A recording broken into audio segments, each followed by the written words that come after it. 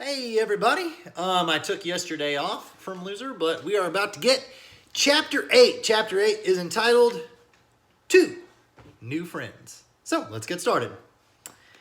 In the summer between first and second grade, Zinkoff acquires two new friends. One is a baby sister and the other is a neighbor.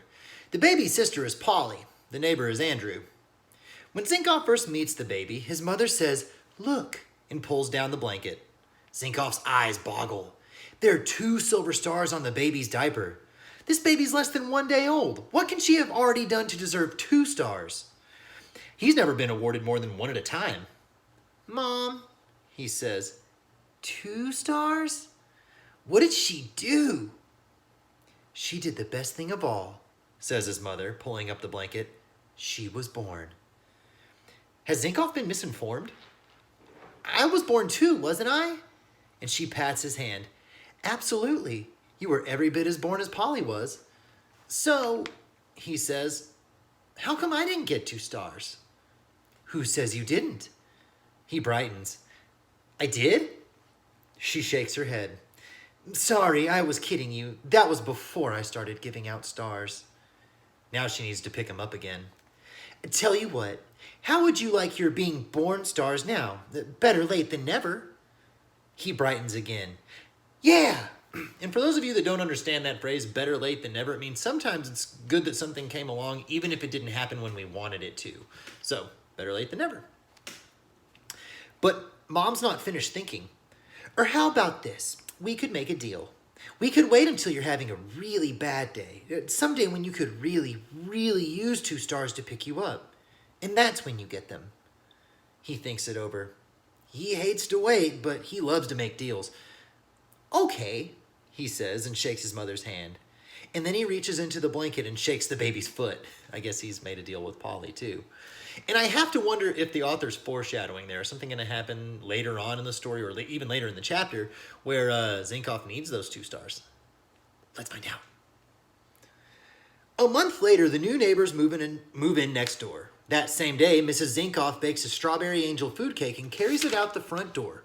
Her firstborn tags along. "This is how we say welcome," she tells him. He stands at his mother's side as she rings the doorbell and says, "Welcome to the neighborhood," and hands the cake to the new lady neighbor, whose proper name is Mrs. Orwell, but whose first name is better, Charisse. Then he is introduced. "This is my son, Donald." Charisse smiles down at him and shakes his hand and says, "Hello, Donald. I have a son, too. His name is Andrew. How old are you?" "6, he replies. "So is Andrew." Zinkoff stares at the 2 ladies in wonder. "Wow, same as me?" And he looks past Charisse. "Is he in here?" "He is," says Charisse, "but he's hiding. He never comes out. He's mad because we moved away from our other house." Zinkoff thinks about this for a moment. He lifts a finger to Charisse. "I have an idea. Tell Andrew my father is a mailman. That'll make him come out." In Zinkoff's view, carrying the mail is the most interesting job that there is. Charisse nods solemnly. "I'll give it a try." And solemnly means that she's taking him seriously, or at least she wants Donald to think that she's taking him seriously. Before Zinkoff and his mother get back to their own house, he has another idea. "I'm going to make a special welcome just for Andrew."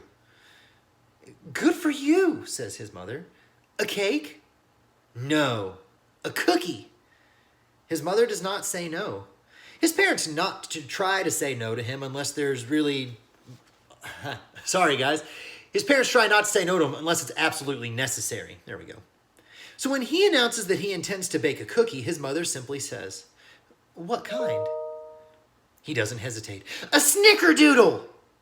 And the snickerdoodle is his favorite cookie. Every cookie tastes good to him, but snickerdoodles taste twice as good because of their name. Sometimes his dad says, "Snookerdiddle," and it makes him laugh for an hour. Remember, Jabip? Remember? Zinkoff's idea is to bake a snickerdoodle so big that Andrew, the new neighbor, will have to come out and see it. Since he's working on the kitchen table, it seems to him that the largest cookie he can make would be one as large as the table itself. But his mother points out that a cookie that big could not fit in the oven, so he settles for a rectangular cookie that covers the entire cookie pan. It's still a really big cookie. Every time his mother tries to help, the young chef snaps at her. I can do that. So his mother simply gives directions and says, Heaven help me, a lot while her intrepid son makes a mess of the kitchen. Flowers and eggs fly everywhere. For weeks to come, the family will feel the crunch of sugar grains underfoot. Finally, miraculously, the cookie gets baked. He snatches the quilted mitten and potholder from his mother. I can do it myself! And he pulls the hot pan from the oven and sets it on the kitchen table. Impatient as always, he cannot wait for it to cool. He blows over the steaming cookie until he's out of breath. He flaps his hands over it. At last, the pan is cool enough to touch without the mitten.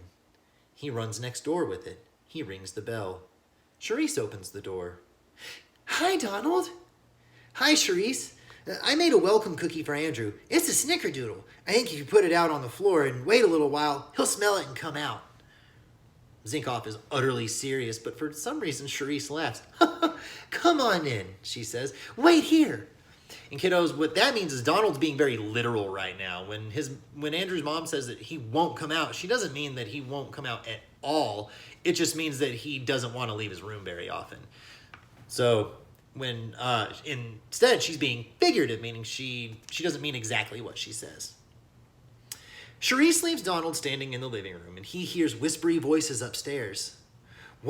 He hears a sharp no, and then there are footsteps on the stairs, and here at last is Andrew Orwell walking toward him, his grumpy face in pajamas in the middle of the day. Hi, Zinkoff says. My name's Donald Zinkoff. I'm your neighbor. I made you a welcome cookie. It's a snickerdoodle. Andrew's face perks up. He leans in to smell the cookie. He's hooked. Zinkoff reaches for the spatula his mother told him to bring along. A cookie's not really a cookie until it's out of the pan and into the hand. He lays the pan on the floor and he pries the giant snickerdoodle from the sides and bottom of the pan. He lifts out the warm, soft, heavenly smelling welcome. He lifts it with both hands and holds it out to Andrew. As Andrew reaches for it, the panless, unsupported cookie collapses of its own weight and falls to the floor. Zinkoff is left with a bite-sized scrap in each hand. Andrew Orwell stares in horror at the floor and he screams, My cookie! And then he screams at Zinkoff, You dropped it! And he runs screaming up the stairs, I hate this place! I don't think Andrew's ever coming out of his room now. Zinkoff stuffs one scrap into his mouth and then the other. He gathers up the collapsed pieces from the floor and carries them home in the pan. He sits on the front step. Everybody who passes by that afternoon is offered a piece of cookie. In between, Zinkoff helps himself. Can you imagine that?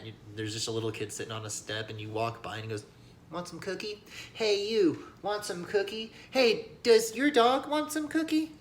I think that'd be kind of funny. By the time Clunker 4 rattles up to the curb, the cookie is gone. As his father gets out of the car, Zinkoff runs to him, plunges his head into his father's mailbag, and throws up. I wonder if you can figure out why that might have been. Zinkoff was born with an upside-down valve in his stomach. This causes him to throw up several times a week. To Zinkoff, throwing up is almost as normal as breathing. But not to his father, who has brought his mailbag home with him in order to repair the strap. When Donald was an infant, Mr. Zinkoff was very good about changing diapers, but he has no stomach for vomit. He turns away, holds out the bag, and growls, Take it to your mother.